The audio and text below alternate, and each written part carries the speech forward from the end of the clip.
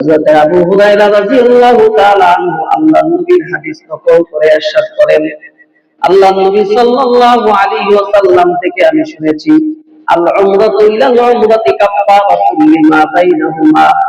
একজন ব্যক্তি যদি একটা উমরা করে, পরবর্তী যখন আরেকটা উমরা করতে যায়, এক উমরার মাঝখানে আরেক উমরা যখন করবে, এই মধ্যবর্তী সময়টা তার গুনাহ খাতার জন্য কাফারা হয়ে যায়। সুবহানাল্লাহ।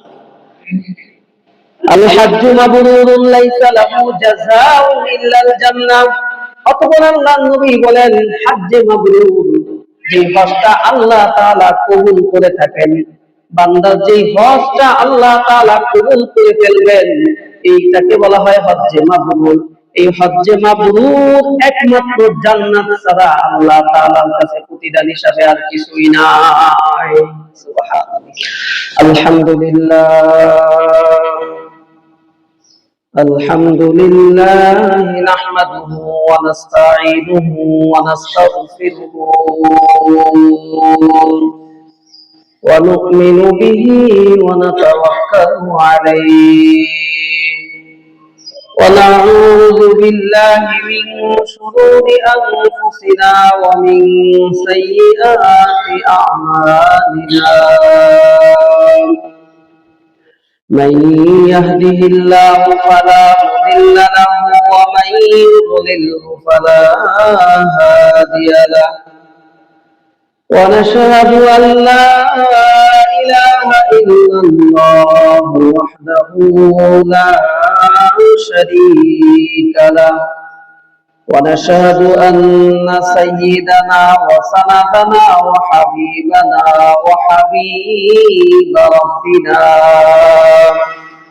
وطبيبنا وطبيب قلوبنا ومولانا محمدا عبده ورسوله، أرسله الله إلى كافة الناس بشيرا ونذيرا وداعيا إلى الله بإذنه وسراجا وقمرا منيرا. أما بعد فقد قال الله تبارك وتعالى في كلامه المجيد وفي فرقانه الحميد. أعوذ بالله من الشيطان الرجيم. بسم الله الرحمن الرحيم. ولله على الناس حج البيت من استطاع إليه سبيلا ومن كفر فإن الله غني عن العالمين. صدق الله مولانا العظيم وصدق رسوله النبي الكريم ونحن على ذلك من الشاهدين والشاكرين والحمد لله رب العالمين. وعن أبي هريرة رضي الله تعالى عنه قال قال رسول الله صلى الله عليه وسلم العمرة إلى العمرة كفارة لما بينهما والحج مبرور ليس له جزاء إلا الجنة أو كما قال عليه الصلاة والسلام. وعن أبي هريرة رضي الله تعالى عنه قال سئل النبي صلى الله عليه وسلم أي الأعمال أفضل؟ قال إيمان بالله ورسوله. قيل ثم ماذا؟ قال جهاد في سبيل الله. قيل ثم ماذا؟ قال الحج مبرور إلى آخر الحديث أو كما قال عليه الصلاة والسلام محبوب درگاہ کبریا بلغ العلا بکماله شد روشن زمین و آسمان کشفت دجا بجماله مشتاق دیدار خدا حسنت جمیع خصاله نام از مصطفى صلوا عليه وآله بلغ العلا بكماله كشف الدجى بجماله حسنت جميع خصاله صلوا عليه وآله সকলে নামাজের দুরূদ শরীফ পড়ে নেই আল্লাহুম্মা সাল্লি আলা মুহাম্মাদ ওয়া আলা আলি মুহাম্মাদ কামা সাল্লাইতা আলা ইব্রাহিম ওয়া আলা আলি ইব্রাহিম ইন্নাকা হামিদুম মাজিদ اللهم بارك على محمد وعلى آل محمد كما باركت على إبراهيم وعلى آل إبراهيم إنك حميد مجيد الحمد لله মহান আল্লাহ রাব্বুল আলামিনের দরবারে অসংখ্য অগণিত শুকরিয়া যে আল্লাহ সুবহানাহু ওয়া তাআলা পবিত্র জুমার দিনে জুমার নামাজ আদায় করার উদ্দেশ্যে আপনাকে এবং আমাকে দুনিয়াবি বিভিন্ন কাজ থেকে ফারেক করে যে মহান আল্লাহ সুবহানাহু ওয়া তাআলা অত্যন্ত দয়া এবং মায়া করে তার ঘর তথা মসজিদ নামক স্থানে আগে আগে আসবার মতন বসবার মতন তৌফিক দান করেছেন এই জন্য মালিকের দরবারে সকলে সমস্বরে মুহাব্বতের সহিত এক আওয়াজে শুকরিয়া আদায় করে বলি আলহামদুলিল্লাহ। হজের মাস চলতেছে। আল্লাহ রাব্বুল আলামিন পবিত্র কোরআনুল কারীমে ঘোষণা করে বলছেন আল হাজ্জু আশহুরুম মা'লুমাত। হজের সুনির্দিষ্ট কয়েকটি মাস রয়েছে। হজের কয়েকটি মাস বলতে শাওয়াল, জিলকদ আর জিলহজ। আগের দুইটি মাস হলো পূর্ব প্রস্তুতির মাস এবং জিলহজ মাস হইল হজের মাস। যেহেতু আমাদের সামনে হজের ফ্লাইট শুরু হয়ে গেছে, আমাদের দেশে থেকে বিভিন্ন দেশে থেকে হাজী সাহেবগণরা আল্লাহ তাআলার বান্দা বান্দীগণরা হজ করার উদ্দেশ্যে রওনা হয়ে গেছেন, আরো যাবেন। আবার সামনে আমাদের কুরবানি নামক একটি বিধানও রয়েছে। তো হজ আল্লাহ তাআলার একটা সরাসরি হুকুম। ইসলামের মূল 5টি ভিত্তির একটি ভিত্তি হলো হজ্জে বাইতুল্লাহ, মানে হজ করা। হজ আল্লাহ তাআলার একটা সরাসরি হুকুম। এটা আল্লাহ তাআলার একটা বিধান যে যাদের সামর্থ্য থাকবে তারা হজ করতে যাবে। এটা আল্লাহ তাআলা কোরআনের সরাসরি বিধান। সূরা আলে ইমরানের 97 নম্বর আয়াতে আল্লাহ তাআলা বলেন ওয়ালিল্লাহি আলান নাসি হিজ্জুল বাইতি মান ইসতাতা ইলাইহি সাবিলা। যারা আল্লাহ তাআলার ঘরে যাওয়ার সামর্থ্য রাখে তারা যেন আল্লাহর জন্য হজ করতে যায়। আল্লাহর জন্য কি করতে যায় ভাই? হজ করতে যায়। এটা আল্লাহ তাআলার বিধান। হজ এটা শাব্দিক অর্থ হলো ইচ্ছা করা, দৃঢ় সংকল্প করা। শাব্দিক অর্থটাই হলো ইচ্ছা করা, দৃঢ় সংকল্প করা। মানে আমি ইচ্ছা করলাম যে আল্লাহর ঘর তওয়াফ করতে যাব অথবা হজ্জে বাইতুল্লাহ করতে যাব, এবং এই ইচ্ছা করাটা দৃঢ় হতে হবে, তাহলে এটাকে হজ বলে।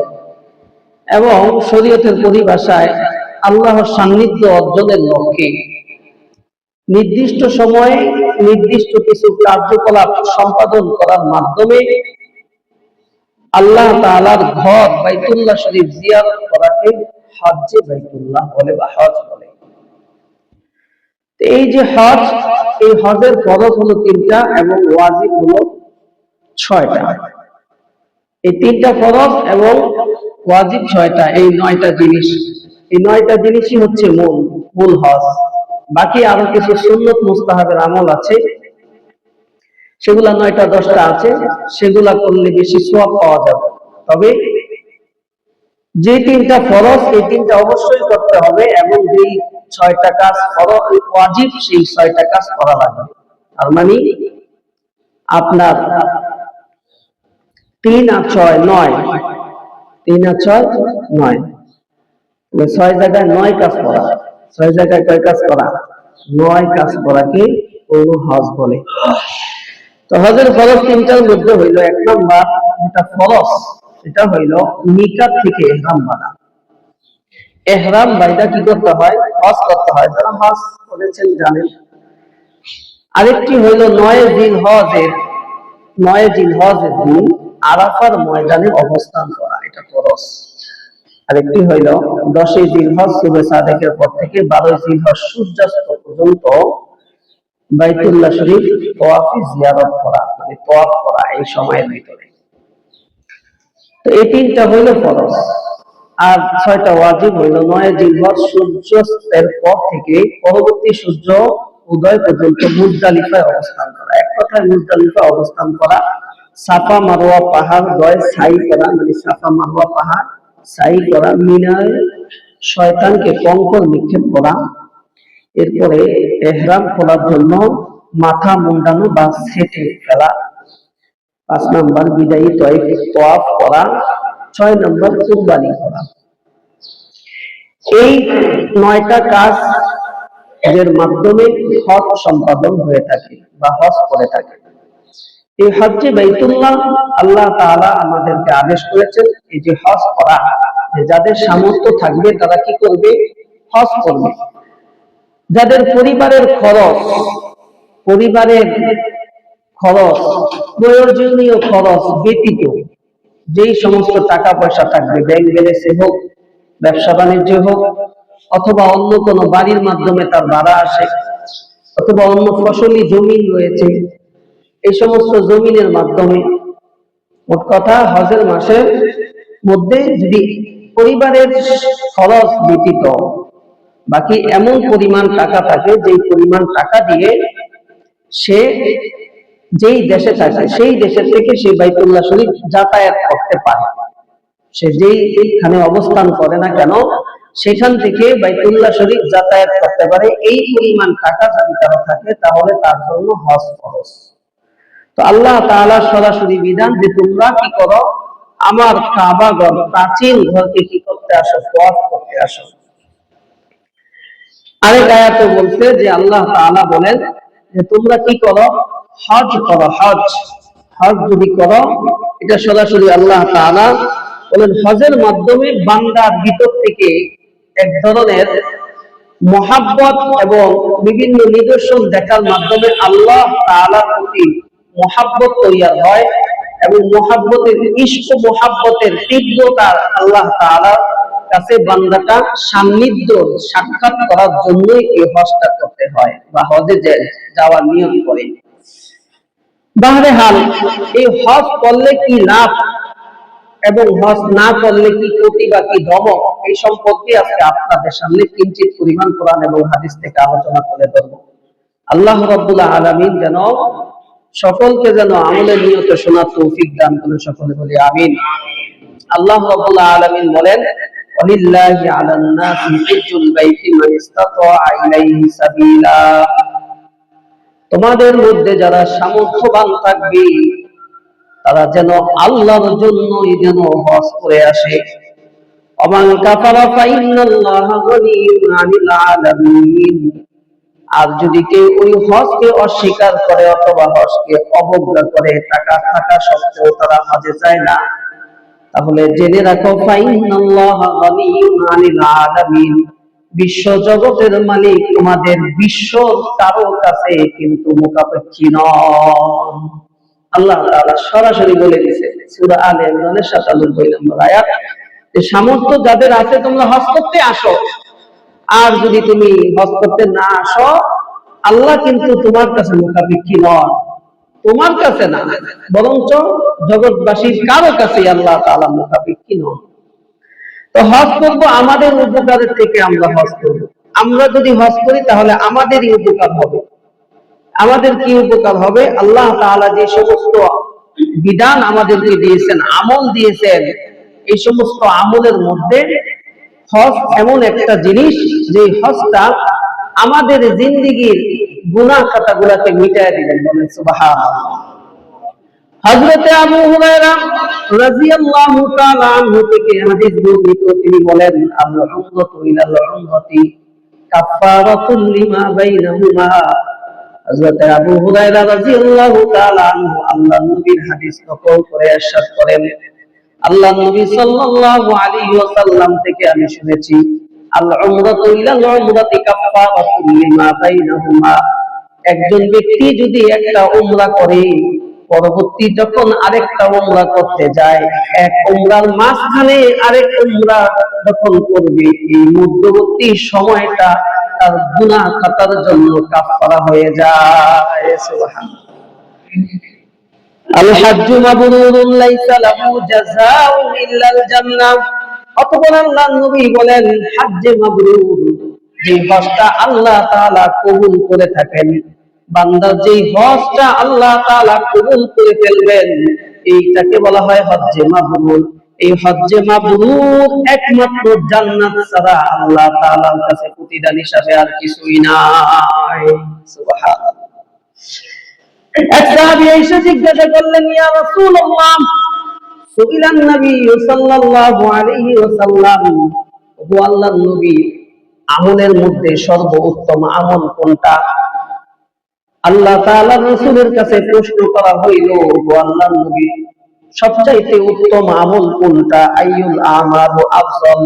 আল্লাহর রাসূল সাল্লাল্লাহু আলাইহি ওয়াসাল্লাম বলেন, ক্বালা ঈমানু বিল্লাহি ওয়া রাসূলি, আল্লাহ তাআলা এবং আল্লাহর রাসূলের প্রতি ঈমান আনয়ন করা, এটা হলো সর্বোত্তম আমল। সুবহানাল্লাহ। ইল্লা সুম্মা মাযা ইয়া রাসূলুল্লাহ। অতঃপর আবার জিজ্ঞাসা করা হলো, এরপরে কোন আমলটা সবচাইতে উত্তম? আল্লাহর রাসূল জবাব দিয়ে বলেন, ক্বালা জিহাদু ফি সাবিলিল্লাহ। আল্লাহর রাস্তায় জিহাদ করা সবচাইতে উত্তম আমল। অতঃপর আল্লাহর রাসূলকে আবার জিজ্ঞাসা হইল, কিলা সুম্মা মাযা ইয়া রাসূলুল্লাহ, এরপরে কোন আমল সবচাইতে উত্তম? তৃতীয় নম্বরে আল্লাহর রাসূল উত্তর দিয়ে বলেন, ক্বালা হাজ্জু মাবরুরুন লাইসা লাহু জাযাউন ইল্লাল জান্নাহ। হজ্জে মাবরুর হইল সবচাইতে উত্তম আমল, এটা কেবলমাত্র তোমাকে জান্নাত পর্যন্তই পৌঁছায়া দিবে। সুবহানাল্লাহ। এটা হলো আল্লাহ তাআলার রাসূলের হাদিস। আল্লাহর রাসূল বলেন যে ধাপে ধাপে প্রশ্ন করা হইলো, তিনি ধাপে ধাপে উত্তর দিলেন। তাহলে হজটা হলো একটা উত্তম একটা আমল, এমন একটা উত্তম আমল। হজ করলে আল্লাহ তাআলা বান্দার গুনাহ খাতাগুলোকে নিষ্পাপ করে দেন। কেমন নিষ্পাপ করে দেন? বলা হয়েছে, রাজআকা ইয়াউমিন ওয়ালাদাতহু উম্মুহু, যে ব্যক্তিটা হজ করবে এবং হজে গিয়ে অশ্লীল কথাবার্তা বলবে না এবং ঝগড়া ফাসাদ করবে না, এবং অশ্লীল কথাবার্তা বলবে না, ফাহেশা কোনো কাজ করবে না, এমন ধরনের ব্যক্তি যদি হজ করতে পারে, তিনটা শর্ত আল্লাহ তাআলা কোরআনেও বলছেন, ফালা রাফাসা ওয়ালা ফুসুকা ওয়ালা জিদালা ফিল বাস। যে ব্যক্তি কি করবে না, হজে যায় অশ্লীল কথা বলবে না, ঝগড়া ফাসাদ করবে না, বিভিন্ন ফাহেশা গুনাহের কাজ করবে না, এমন ধরনের কোন ব্যক্তি যদি, কোন বান্দা বান্দি যদি হজ করে আসতে পারে, আল্লাহ রাসূল সাল্লাল্লাহু আলাইহি ওয়াসাল্লাম বলেন, বুখারীর বর্ণনায় হাদিসটি আসছে, রাজআকা ইয়াউমিন ওয়ালাদাতহু উম্মুহু, যেন আজকেই যেন কেবলমাত্র তার মা তাকে প্রসব করেছে। বলেন সুবহানাল্লাহ। তার মানে নবজাতক শিশু যেরকম গুনাহ মুক্ত হয়ে দুনিয়াতে আসে, সেই ব্যক্তিটা বাইতুল্লাহ শরীফ থেকে তার দেশে এমন ভাবে ফিরে যে তার জীবনে কোনো গুনাহ নাই, নিষ্পাপ শিশুর ন্যায় তিনি তার মাতৃভূমিতে ফিরে আসে। বলেন সুবহানাল্লাহ। যারা হজ করবে, আল্লাহর রাসূল সাল্লাল্লাহু আলাইহি ওয়াসাল্লাম বলেন, হজকারী ব্যক্তি এবং উমরাকারী ব্যক্তি, তারা হইল আল্লাহ তাআলার দাওয়াতি মেহমান। এই জন্য যারা হাজী সাহেব হবেন, যারা হাজী হজ করতে যাবে, তাদের জন্য তাদের কাছ থেকে সাধারণ মানুষরা দোয়া নেবে। কারণ আল্লাহ তাআলা ডেকেছে, তাই আল্লাহ তাআলার বান্দা বান্দীরা গিয়েছে। এখন যাওয়ার পরে আল্লাহর রাসূল বলেন যে আল্লাহ ডেকেছে, তাই তারা মেহমান হয়ে আসছে। আসার পরে আল্লাহ তাআলা বলেন আমি ডেকেছি, আমার কাছে আসছে। এখন তারা যা বলবে আমি সেগুলা আদায় করে দিব, সেগুলো আমি কবুল করব। বলেন সুবহানাল্লাহ। এই জন্য বলা হয় হাজী সাহেব যা দোয়া করবে, হাজী সাহেবরা আল্লাহ তাআলার দরবারে ওইখানে গিয়ে যা দোয়া করবে, তার জন্য দোয়া করুক বা অপরের জন্য দোয়া করুক, যার জন্য দোয়া করবে আল্লাহ তাআলা তাকেই শুধু মাফ করতে থাকবে।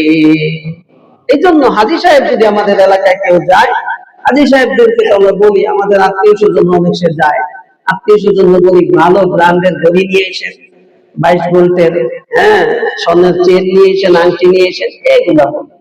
আল্লাহ রাসূল সাল্লাল্লাহু আলাইহি সাল্লাম বলেন যে হাজী সাহেব যখন হজে যাবে, দুনিয়াবি আসবাবপত্র চাইতে তোমরা সবচাইতে উত্তম জিনিস হইল যে তার কাছ থেকে দোয়া চাইবা। হাজী সাহেবকে বলবা যে হাজী সাহেব একটু মেহেরবানি করে আমার নামটা ধরে শুধু একটু দোয়া করবে, যে আল্লাহ যেন আমাকে মাফ করে দেন। হাজী সাহেব যার নাম ধরে দোয়া করবে, আল্লাহ তাআলা রাসূল বলেন যে তাকেও কি করে দেওয়া হবে, মাফ করে দেওয়া হবে।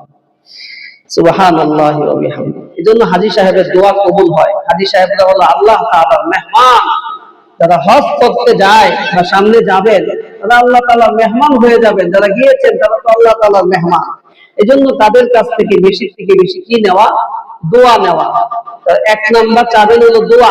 দোয়ার মধ্যে চাবেন কি, গুনাহ কাটা মাফ করার জিনিস চাবেন, যে আপনি আমার নামটা ধরে কি চান, আমার জন্য একটু গুনাহ খাতা যেন আল্লাহ তাআলা মাফ করে দেন, এই জিনিসটা বলবেন। আরেকটা চাবেন হইলো জমজমের পানি, যদি সম্ভব হয় হাজী সাহেব আমার জন্য একটু জমজম পানি এই দিন, এটা উত্তম বারাকা, এটা ভিতরে অনেক শেফা রয়েছে। আরেকটা জিনিস হইলো মদিনার আজওয়া খেজুর চাবেন, যদি সম্ভব হয় দুই-চারটা, এটার ভিতরে অনেক শেফা এবং অনেক মূল্যবান। ওগুলা কথা বলতে গেলে আমাদের সময় চলে যাবে।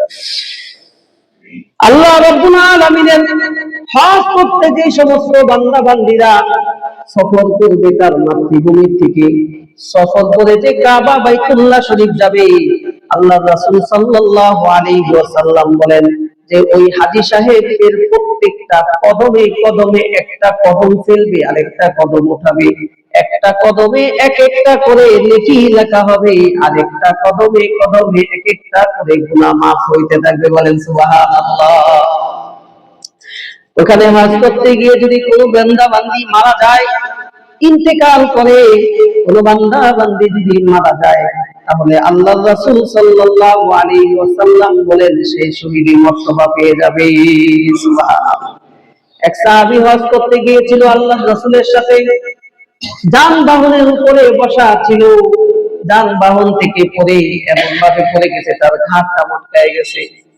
অন্যান্য সাহাবীরা সামনের দিকে আগায় গেলে দেখে লোকটা মারা গেছে, রক্তক্ষরণ হয়ে মারা গেছে। আল্লাহ রাসূল সাল্লাল্লাহু আলাইহি ওয়াসাল্লাম বলেন, ও সাহাবীরা আমার এই সাহাবীকে সুন্দর করে গোসল দাও। সুন্দর করে গোসল দেওয়া হইল। এরপরে আল্লাহ নবী সাল্লাল্লাহু আলাইহি ওয়াসাল্লাম বলেন তাকে দুইটা কাপড়ের কাপড় দিয়ে তাকে প্যাকেট করায় ফেলো। অথচ শরীয়তে ইসলামের মধ্যে হুকুম হইল তিনটা কাপড়ের কাপড় পুরুষের জন্য, কিন্তু আল্লাহর রাসূল দুইটা কাপড় বলল এই জন্য কারণ হাজী সাহেব যখন ইহরাম বাঁধে তখন দুইটা কাপড়ে ইহরাম বাঁধে। এই জন্য হাজী সাহেবদের জন্য একটা স্পেশাল একটা পাওয়ারফুল একটা ফজিলত হইল, সেখানে গিয়ে যদি কোনো হাজী সাহেব ইন্তেকাল করে তাহলে তার মুখটা খোলা অবস্থায় তাকে কাফন দাফন করা হয়। সুবহানাল্লাহ। আল্লাহ রাসূল সাল্লাল্লাহু আলাইহি ওয়াসাল্লাম বলেন কোন ব্যক্তি যদি হজ করতে গিয়ে যদি মারা যায়, আর যদি এই হজ করতে গিয়ে যদি মারা যায়, তাহলে কিয়ামত পর্যন্ত যত কাল থাকবে আল্লাহ তাআলা তার আমলনামায় হজের সওয়াব দিতেই থাকবে। বলেন সুবহানাল্লাহ। এইজন্য বাঁচলেও লাভ, বাঁচলেও সওয়াব, গুনাহ মাফ, মর্তবা বেশি, মূল্যেও শহীদি মর্তবা, এবং কিয়ামত পর্যন্ত যত হজ হতে থাকবে তার আমলনামায় হতেই থাকবে। সুবহানাল্লাহি ওয়া বিহামদিহি। আল্লাহ রাব্বুল আলামিন হজের সময় এমন একটা দিন নির্ধারণ করেছে যেটাকে আরাফার দিন বলা হয়। আল্লাহ রাসূল সাল্লাল্লাহু আলাইহি ওয়াসাল্লাম বলেন, আরাফার দিনে বান্দা বান্দীদেরকে আল্লাহ তাআলা এত পরিমাণে ক্ষমা করতে থাকেন, এত পরিমাণে ক্ষমা করে দিয়ে থাকেন। শয়তান যখন ওই ক্ষমার দৃশ্যটা দেখতে থাকে তখন শয়তান বড় রাগান্বিত হতে থাকে, কারণ আল্লাহ তাআলা এত পরিমাণ ক্ষমা করতে থাকেন। সারা বছরের কোনো দিন আল্লাহ তাআলা এই পরিমাণে বান্দা বান্দীকে ক্ষমা করেন না। বলেন সুবহানাল্লাহ। এত অগণিত অসংখ্য ক্ষমার দৃষ্টি আল্লাহ তাআলা দিয়ে থাকেন। ক্ষমা করলে আল্লাহ তাআলা ক্ষমা করতেই থাকেন। হাজী সাহেবদের প্রতি কদমে কদমে আল্লাহ তাআলা তো নেকি লিখতেই থাকেন। কিন্তু যারা মহিলা আছে, যারা দুর্বল, যারা মহিলা, আল্লাহ রাসূল সাল্লাল্লাহু আলাইহি ওয়াসাল্লাম বলেন, দুর্বল ব্যক্তির জন্য এবং মহিলাদের জন্য হজ করা হইল জিহাদ করার সমতুল্য সওয়াব। বলেন সুবহানাল্লাহ। আম্মা জান হযরত আয়েশা রাদিয়াল্লাহু তাআলা আনহা ডাক দিয়ে বলেন, ইয়া রাসূলুল্লাহ, আমরা তো মনে চাই যে হজ জিহাদ করার এত ফজিলত, আমাদের তো মন চায় আমরাও একটু আল্লাহর রাস্তায় জিহাদ করি। ইয়া রাসূলুল্লাহ, আমরা কি জিহাদে যাইতে পারবো নাকি? আল্লাহর রাসূল সাল্লাল্লাহু আলাইহি ওয়াসাল্লাম বলেন, না, মহিলারা কোনো জিহাদে নাই। তবে শুনে রাখো, যদি কোনো মহিলা হজ করতে যায় এবং কোন দুর্বল বান্দা যারা জিহাদ করতে সক্ষম নয়, এই সমস্ত বান্দা বান্দীরা যদি কখনো হজ করতে যায়, তাহলে জেনে রাখো, ওই যে হজ করলো, এই হজের মাধ্যমে তারা তো হজের সওয়াব পাবে, আবার আরেকটা হইল তারা জিহাদ করার সওয়াব তাদের আমলনামায় হয়ে যাবে। সুবহানাল্লাহ। তাহলে দুইটা সওয়াব তাদের জন্য, একটা হলো হজ করলে হজেরও সওয়াব, আবার জিহাদ করলে যে আল্লাহর রাস্তায় জিহাদ করলে যে সওয়াব হবে, সেই সওয়াব আল্লাহ তাআলা দান করবে।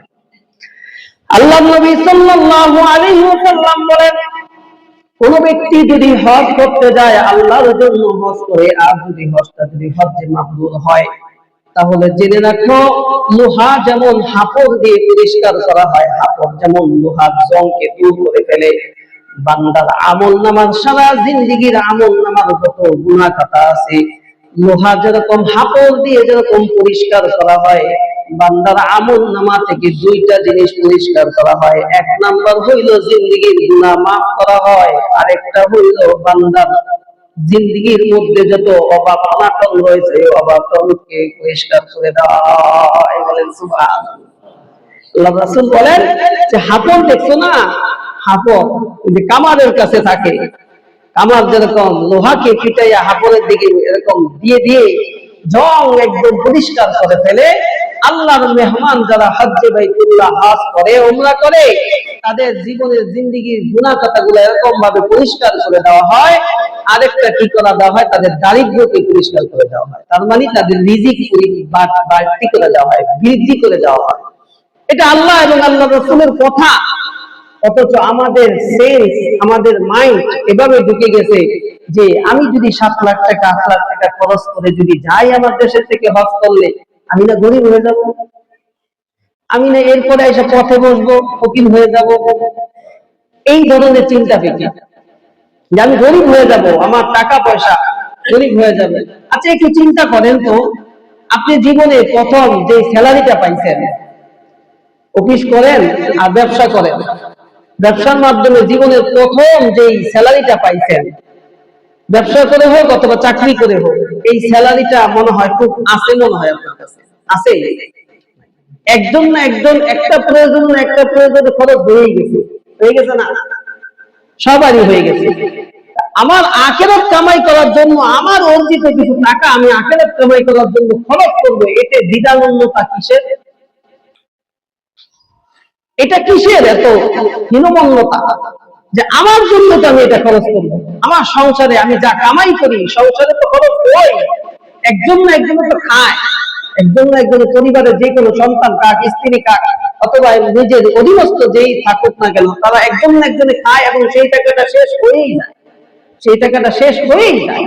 এখন যে ব্যাংকে যে আপনার যদি টাকা থাকে 5 লাখ 10 লাখ, এই টাকাটা আপনি মনে করেন না যে আমি এই শেষ বয়সে খেতে খেতে তারপরে মরতে পারবো। আল্লাহ রাসূল সাল্লাল্লাহু আলাইহি ওয়াসাল্লাম বলেন যে দেখো, সামর্থ্য যখন আল্লাহ তাআলা দিবে তখন সাথে সাথে হজ করে ফেলো। সাথে সাথে কি করে ফেলো? হজ করে ফেলো। কারণ হতে পারে আল্লাহ তাআলা তোমার কোন রোগ বালাই দিতে পারে, হতে পারে তোমার ওই কোন বিপদ আপদের কারণে সেই টাকাটা তোমার হাতে আর থাকবে না, একটা সময় আর থাকবে না। কারণ টাকা থাকার জিনিসও না, টাকা হাতে থাকার জিনিসও না। আপনি ইন্তেকাল যখন করবেন তখন আপনার এই সম্পদ লোকে খাবে, ওয়ারিশরা খাবে, ওয়ারিশরা তো খেয়ে ফেলবে, কিন্তু আপনার আখিরাত তো কামাই হইল। এজন্য জীবনে একবারই তো হজ ফরজ। সাহাবী জিজ্ঞাসা করলেন, ইয়া রাসূলুল্লাহ, হজ কি প্রতি বছরে বছরে ফরজ? আল্লাহ রাসূল চুপ করে আছেন। এরপর আবার জিজ্ঞাসা করলেন, ইয়া রাসূলুল্লাহ, হজ কি প্রতি বছরে বছরে ফরজ? আবার চুপ করে আছেন, তিনি কিছুই বলেন না। তৃতীয়বার যখন জিজ্ঞাসা করলো তখন আল্লাহ রাসূল সাল্লাল্লাহু আলাইহি সাল্লাম উত্তর দিলেন যে না, একবারই ফরজ। আল্লাহ রাসূল বলেন যে আমি যদি তোমার প্রথম কথায় যদি হ্যাঁ বলে ফেলতাম তাহলে আমার উম্মতের জন্য প্রতি বছরে বছরে হজ করা ফরজ হয়ে যাইত। কত মেহেরবান আল্লাহ, আল্লাহ রাসূল কত মেহেরবান যে কি করলেন না, প্রতি বছরে বছরে হজ ফরজ করে দিলেন না, বান্দার জন্য বছরে একবার হজ ফরজ করে দিলেন। আর বাকি যত হজ করবেন সেগুলো নফল হিসাবে গণ্য হবে। বাকি যত উমরা করবেন এগুলো সব নফল হিসাবে গণ্য হবে। এজন্য হজ করব। টাকা পয়সার মায়া করে লাভ নাই। আল্লাহ তাআলা এখানে প্রতিশ্রুতি দিতেছেন, কোন হাজি যদি হজ করে আসে এবং হাজি হজ করে আসার পরে তার দেশে আসার পর তার রিজিকের মধ্যে বরকত হতে থাকে। সুবহানাল্লাহ। আমি আমার বয়সে কোনো সময় দেখি নাই যে হাজি সাহেব হজ করে আইসা দেশে আইসা ভিক্ষা করে। আমি আমার লাইফে দেখি নাই। আপনার লাইফে দেখছেন কিনা জানি না। যদি যদি করেও থাকে তাহলে তার সঙ্গ দোষে করে থাকে, তাহলে তার সঙ্গ দোষে, এছাড়া না। এবং আল্লাহ রাসূল তো ওয়াদা করছেন যে ব্যক্তিটা হজ করে আসবে তার গুনাহ খাতা মাফ করে দেওয়া হবে এবং তার দারিদ্র্য মোচন করে দেওয়া হবে। দারিদ্র্য যেহেতু মোচনই করে আল্লাহ তাআলার পক্ষ থেকে হয়ে যাবে, তাহলে সে তো ভিক্ষা করার কথা না, সে কি করার কথা না, ভিক্ষা করার কথা। এই জন্য আল্লাহ রাসূল সাল্লাল্লাহু আলাইহি ওয়াসাল্লাম বলেন, যে ঘরটাকে কেন্দ্র করে আল্লাহ তাআলা হজ ফরজ করে দিয়েছেন, এই ঘরটাকে তোমরা কদর করো, মহব্বত করো। জানো না কি এই ঘরটা 2 বার ধ্বংস করা হয়েছে, 2 বার ক্ষতিগ্রস্ত করা হয়েছে। তৃতীয়বার ক্ষতিগ্রস্ত হওয়ার আগে আগে তোমরা ওই ঘর থেকে উপকারিতা নিয়ে নাও, কারণ তৃতীয়বার আল্লাহ তাআলা ওই ঘরকে ক্ষতিগ্রস্ত বা ধ্বংস করবেন না, সরাসরি আল্লাহ তাআলা আসমানে উঠাইয়া নিয়ে যাবে। এই জন্য হযরত নূহ আলাইহিস সালাতু ওয়াস সালামের সময় ঘরটাকে যেরকম ধ্বংস করা হয়েছিল, আরেকবার এরকম ধ্বংস করা হয়েছিল। ওই সময় হাজরে আসওয়াদ একটা পুত্র চুরি করে নিয়ে গেছিল। এরপরেও আবার এটাকে সংস্কার করে এরকম ঠিক করা হয়েছিল। এই জন্য আল্লাহ রাসূল সাল্লাল্লাহু আলাইহি ওয়াসাল্লাম বলেন, ওই বরকতময় ঘর থেকে তোমরা উপকৃত হও। তোমাদের মধ্যে যাদের হজ ফরজ, আল্লাহ রাব্বুল আলামিনের আদেশ, ওয়ালিল্লাহি আলান নাসি হিজ্জুল বাইতি মান ইসতাতা ইলাইহি সাবিলা। আল্লাহ নবী সাল্লাল্লাহু আলাইহি ওয়াসাল্লাম হাদিসে কুদসির মধ্যে বলেন, কোন ব্যক্তিকে যদি সামর্থ্য দেওয়া হয় আল্লাহ তাআলার পক্ষ থেকে, আল্লাহ তাআলা কেমন জানি বলতেছেন আল্লাহ রাসূলের জবান দিয়া, আল্লাহ তাআলা বলেন, কোন ব্যক্তিকে যদি কোন বান্দাকে যদি আমি সামর্থ্য দিলাম, তাকে সচ্ছলতা দিলাম, 1 বছর তিনি আমার ঘরে আসলো না, দ্বিতীয় বছরও তিনি আমার ঘরে আসলো না, তৃতীয় বছরও আমার ঘরে তিনি সাক্ষাৎ করতে আসলো না, চতুর্থ বছরও আমার সাথে তিনি সাক্ষাৎ করতে আসলো না, পঞ্চম বছরও যখন আসলো না, তখন আল্লাহ তাআলা রাসূল বলেন হুয়া মাহরুম। আল্লাহ তাআলা হাদিসে কুদসির মধ্যে বলেন যে হুয়া মাহরুম, সে বঞ্চিত। নাউযুবিল্লাহ, সে বঞ্চিত। কিসের থেকে বঞ্চিত? মুহাদ্দিসগণ লেখেন যে আল্লাহ তাআলা অনেক কিছু থেকে বঞ্চিত করে দিয়েছেন। রহমত, বরকত, রিজিক এবং বিভিন্ন পেরেশানি তার মধ্যে যুক্ত হতে থাকবে। আল্লাহ তাআলা পক্ষ থেকে সে বঞ্চিত হয়ে যাবে। এই জন্য বঞ্চিত হওয়ার আগে আগে আমাদের কি করতে হবে ভাই? হজ করতে হবে। এবং আল্লাহ রাসূল সাল্লাল্লাহু আলাইহি ওয়াসাল্লাম আরেকটি হাদিসের মাঝে বলেন যে সামর্থ্য থাকা সত্ত্বেও যদি কোনো বান্দা অথবা কোনো বান্দি যদি হজ আদায় না করে, তার ফরজিয়ত যদি সে রেখেই যায়, তাহলে সে ইহুদি হয়ে মরুক অথবা নাসারা হয়ে মরুক, এটা আমি রাসূলের কোনো যায় আসে না, এটা কোনো যায় আসে না। এখান থেকে সুস্পষ্ট হাদিস থেকে বোঝা যায় আল্লাহ রাসূল এটা বলেন না যে সে মুসলমান হয়ে মরুক, সে কাফের হয়ে মরুক, অথবা সে ইহুদি নাসারা হয়ে মরুক, এটা বলেন নাই। দুইটা শব্দ বলছেন, ইহুদি হয়ে মরুক অথবা নাসারা হয়ে মরুক, আমার কোনো যায় আসে না। তার মানে এখান থেকে বোঝা যায় যে সে মুসলমান হয়ে মরলো না। সে কি হয়ে মরলো না? মুসলমান হতে পারলো না, মুসলমানি মৃত্যু তার হয় নাই, এটাই দেখা হবে। এবং আরেকটি হাদিসে আছে যে সে মৃত্যুর সময় দুনিয়াতে ফিরে আসার আকাঙ্ক্ষা করবে, তীব্রতা। আল্লাহ তাআলার কথা বলবে, আল্লাহ আমি তো হজ করতে পারলাম না, আমার সামর্থ্য ছিল কিন্তু আমি হজ করি নাই, এই যে হজ করি নাই, আল্লাহ আমাকে আবার দুনিয়াতে প্রেরণ করো, আমি একটু বাইতুল্লাহ শরীফ একটু জিয়ারত করে আসি, আমার যত সম্পদ আছে সব সম্পদ তোমার রাস্তায় বিলীন করে দিব। আল্লাহ তাআলা আর সুযোগ দেওয়া হবে না, আল্লাহ তাআলার পক্ষ থেকে আর সুযোগ দেওয়া হবে না। হজের বড় ধমক কখন কোন হয়ে যায়, এই জন্য নিয়ত করে ফেলা যে আজকে আমার সামর্থ্য আছে, শরীরে শক্তি আছে, একটা সময় শরীরে শক্তি থাকবে না, সামর্থ্য থাকবে না, এই জন্য শরীরে শক্তি থাকা অবস্থায় হজ করে ফেলা। যুবক অবস্থায় হজ করলে সবচাইতে উত্তম বেশি, কারণ একটু কষ্টের উপরে কাজ আছে, সাফা মারওয়া দৌড়াদৌড়ি করতে হয়, আরাফার ময়দানে অবস্থান করতে হয়, মিনা মুজদালিফায় যাইতে হয়। এই যে আমাদের হীনমন্যতা যে আমরা শেষ বয়সে বুড়া হবো, তারপরে তওবা 3 লাখ করে ভালো হয়ে যাবো, হজ করে ভালো হয়ে যাবো, তওবা 3 লাখ করে কে যাবো ভালো হয়ে যাবো। আরে বাবা, আপনি বৃদ্ধ অবস্থায় কেন আশা রয়েছে? জুয়ান অবস্থায় করার চেষ্টা করেন, জুয়ান অবস্থায় করলে এটা সওয়াবও বেশি, আপনি প্রত্যেকটা কাজ সুন্দর করে করতে পারবেন। বৃদ্ধ অবস্থায় গেলে যায় কষ্ট নষ্ট করে যাবেন না তা না, বলবি যাবেন, বৃদ্ধ অবস্থায় সুযোগ পেলে বৃদ্ধ অবস্থায় যাবেন, আর কি করা। তো বৃদ্ধ অবস্থায় যাওয়ার পরে ওই যে আসওয়াবটা চুমা দিলে গুনাহ মাফ হয়ে যায়, তো গেছিলাম সামনে চুমা দিমু অবস্থায় ওই যে সুদানি, তারপরে যে বড় বড় কালা নিগ্রো, এটি আইসা আমার ধাক্কা দিয়ে সদাই দিতে ধরতেই পারলাম, আইসা এই গল্প শুরু করে দৌড়বেন কেমনি, আমি বৃদ্ধ মানুষ, এজন্য নিয়ত করতে হবে। গরম গরম ভাব হয়েছিল, আমার ধাক্কা দিয়ে সরাই দিচ্ছে, ধাক্কা দিয়ে সরাই দিব না, তা আপনি কোনো বুড়ো মানুষ গেছেন কেন, ধাক্কা দিবই তো স্বাভাবিক। যারা জ্ঞানীবান হজ করতে যান, রাতের 12টার পরে 1টার পরে এরকম সুযোগে থাকেন, যে ওই সময়টা একটু ফ্রি থাকে, ওই সময়টা এরকম তোয়াফ করেন। প্রত্যেকটা তোয়াফে আল্লাহ রাসূল বলেন যে আমার বান্দারা, আল্লাহ তাআলার বান্দারা যখন তোয়াফ করে, তোয়াফে জিয়ারা অথবা তোয়াফ করে, এই 7 চক্করে এক তোয়াফ হয়, 7টা চক্কর দেওয়ার পরে কি হয়, একটা তোয়াফ হয়। এই প্রত্যেকটা তোয়াফ ব্যক্তি যদি এক একটা করে তোয়াফ করে, আল্লাহ যে যত তোয়াফ করবে তার আমল নামায় আল্লাহর রাস্তায় এক একটা করে গোলাম আযাদ করার সওয়াব হতে থাকে। বলেন সুবহানাল্লাহ। বড় সওয়াবের কাজ, অত্যন্ত সওয়াব, অত্যন্ত ফজিলত। আমি যদি প্রত্যেকটা ধরে ধরে বলতে থাকি, মিনা মুজদালিফার আলাদা ফজিলত আছে, আরাফার ময়দানের আলাদা ফজিলত আছে, কুরবানি করার আলাদা ফজিলত আছে, ওই যে সাফা মারওয়ার পাহাড় এটার ভিতরে আলাদা ফজিলত আছে, ওই যে হজরে আসওয়াদ চুমা দেওয়া ব্যাপারে এটারও আলাদা ফজিলত আছে, প্রত্যেকটা শয়তান যে কঙ্কর মারে এটারও আলাদা ফজিলত আছে।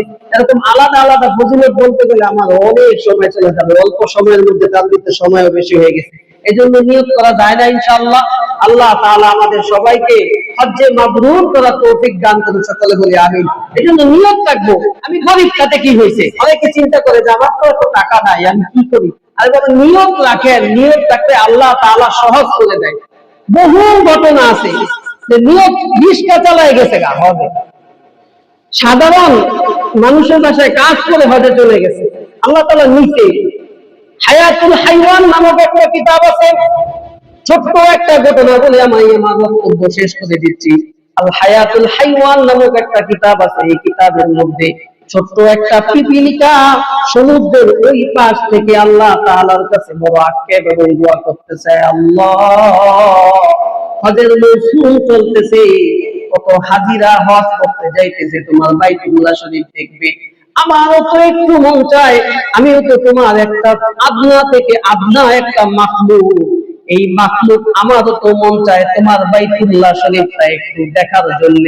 আল্লাহ তাআলা ওই পিপিলিকার আরজি আর পিপিলিকার ওই নিয়তটা আল্লাহ তাআলা এত পরিমাণে কবুল করছে, হায়াতুল হাইওয়ান কিতাবের মধ্যে লেখে আল্লাহ তাআলা সরাসরি জিবরাইল আমিনকে পাঠায়া দিয়েছে, যাও ওই পিপিলিকার হজ করায় নিয়ে আসো।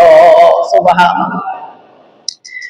সমুদ্রের ওপাশ থেকে হযরত জিবরাইল আমিন আয়েশা একটা কবুতরকে বলছে, কবুতর তুমি রেডি হও, তোমার ডিউটি শুরু হয়ে যাইতেছে, আল্লাহর আদেশ, চলো সমুদ্রের ওই পাশে যাইতে হবে।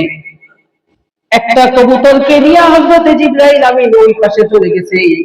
পিপিলিকাকে ডাক দিয়ে বলতেছেন, এই পিপিলিকা, তুমি সুন্দর করে কবুতরের পায়ে দিয়ে হেঁটে সুন্দর করে পাখার নিচে গুজায়া যাও, এমন ভাবে তুমি সুন্দর করে ধরে রাখবা যাতে তুমি নিচের জমিনের মধ্যে না পড়ে যাও।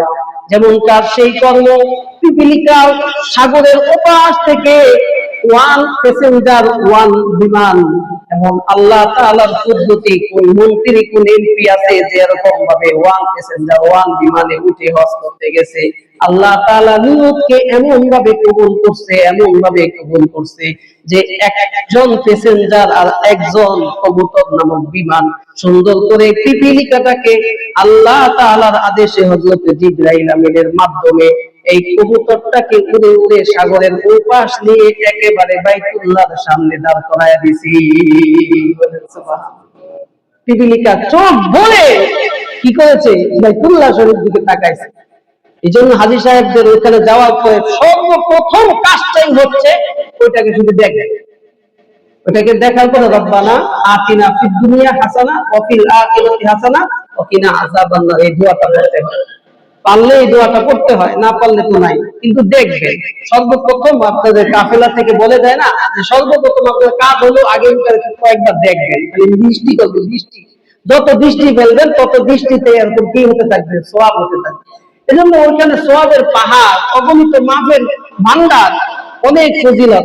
এরকম একটা ফজিলত আল্লাহ তাআলা রাসূল সাল্লাল্লাহু আলাইহি ওয়াসাল্লামকে প্রশ্ন করা হয়েছে, ইয়া রাসূলুল্লাহ, কোন হজ সবচেয়ে উত্তম, কোন হজ সবচেয়ে উত্তম আপনি বলে দেন। আল্লাহ রাসূল সাল্লাল্লাহু আলাইহি ওয়াসাল্লাম বলেন, আল্লাহ আল হাজ্জু ওয়াস সাজ্জু। আল্লাহ রাসূল বলেন আল হাজ্জু ওয়াস সাজ্জু। দেখেন আল্লাহ রাসূল সাল্লাল্লাহু আলাইহি ওয়াসাল্লাম কত সাহিত্যিক ছিলেন, কথা বলতে প্রশ্ন উত্তর অনেক, কিন্তু এত সাহিত্যিক, দুইটা শব্দ দ্বারা এটাকে উচ্চারিত করে দিয়েছে, আল হাজ্জু ওয়াস সাজ্জু। আমার সাথে সাথে বলেন না, আল হাজ্জু ওয়াস সাজ্জু। আল হাজ্জু শব্দের অর্থ হচ্ছে যেই হজের মধ্যে জোরে সোরে তালবিয়া পাঠ করা হয়। কি করা হয়? লাব্বাইক আল্লাহুম্মা লাব্বাইক লা শারীকা লাকা লাব্বাইক ইন্নাল হামদা ওয়ান নি'মাতা লাকা ওয়াল মুলক লা শারীকা লাক। যে হজের মধ্যে জোরে জোরে তালবিয়া পাঠ করা হয়, এই হজটা হলো সবচেয়ে উত্তম হজ। আর ওয়াসাজ্জু শব্দের অর্থ হলো যে হজের মধ্যে আল্লাহর জন্য, আল্লাহর রাহের জন্য কুরবানি করা হয়, রক্ত প্রবাহিত করা হয়, এই হজ আল্লাহ তাআলার কাছে বড় উত্তম, দামি। এই জন্য কত সাহিত্যিক এক কথায় উত্তর দিয়ে দিয়েছেন, আল হাজ্জু ওয়াস সাজ্জু, এই হজটা হলো সবচাইতে উত্তম। আল্লাহ তাআলা আমাদের সবাইকে উত্তম হজ, হজ্জে মাবরুর করার তৌফিক দান করুন, সকলে বলি আমিন। এবং যারা গিয়েছেন তাদেরকেও বারবার যাওয়ার তৌফিক দান করেন, যারা যান নাই জীবনে একবার হইলেও যেন আল্লাহ তাআলা মওতের আগে সেই বাইতুল্লাহ শরীফ স্বচক্ষে দেখার তৌফিক দান করুন, সকলে বলি আমিন। ওয়া আখির দাওয়ানা আলহামদুলিল্লাহি রাব্বিল আলামিন।